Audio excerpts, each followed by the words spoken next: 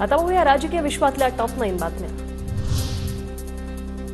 एकनाथ शिंदेंनी लोकशाहीची हत्या केली, आमदार संजय जगताप यांचा मुख्यमंत्री एकनाथ शिंदेंवर आरोप। अनेक जनतेचे प्रतिनिधी त्या ठिकाणी उपस्थित होते, सर्व अधिकारी या ठिकाणी उपस्थित होते आणि असं असताना ही मीटिंग घेऊन लोकशाहीची हत्या करण्याचा प्रयत्न। आज आम्ही मुख्यमंत्र्यांच्या अधिकारामध्ये हस्तक्षेप करत नाही, परंतु मुख्यमंत्री लोकप्रतिनिधींच्या आणि आमसभेच्या अधिकारामध्ये हस्तक्षेप करतात। याचा अर्थ लोकशाही ते मानतात की नाही हा सर्वात मोठा प्रश्न आहे। छत्रपती संभाजीनगरच्या पालकमंत्रीपदी अब्दुल सत्तारांची वर्णी, सिल्लोडमध्ये शिंदे गटाच्या कार्यकर्त्यांकडून जल्लोष।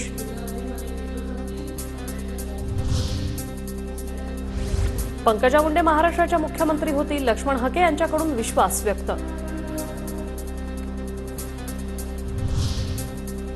अजित पवारांच्या मदतीची भाजपला गरज, त्यांच्यावर टीका करणं टाळा, भाजप नेत्यांची संघाच्या पदाधिकाऱ्यांना विनवणी, सूत्रांची माहिती। घोटाळ्याचे आरोप करणारेच आज अजित पवारांची मदत घेत आहेत, माझं भाजप आणि आरएसएसला कोपरापासून दंडवत, संजय राऊतांची टीका। दिल्लीत अजित पवार आणि अमित शहांमध्ये 45 मिनिटं चर्चा, भेटीवेळी तटकरे आणि पटेलही उपस्थित, सूत्रांची माहिती।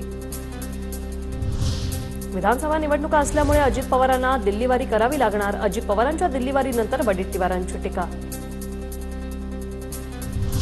अजित पवारांचा दिल्ली दौरा राज्याच्या हितासाठी आणि पक्षाच्या वाटाघाटीसाठीही असू शकतो, अजित पवार आणि शहांमधील चर्चेवर शिरसाट यांची प्रतिक्रिया। निधी देण्यावरून मंत्रिमंडळ बैठकीत नाराजी नाट्य, गिरीश महाजन, गुलाबराव पाटील, विजयकुमार गावितांच्या निधीच्या मागणीला अजित पवारांकडून नकार, राज्यातल्या योजनांमुळे तिजोरीवर ताण, निधी कुठून देणार, दादांचा मंत्र्यांना सवाल, सूत्रांची माहिती।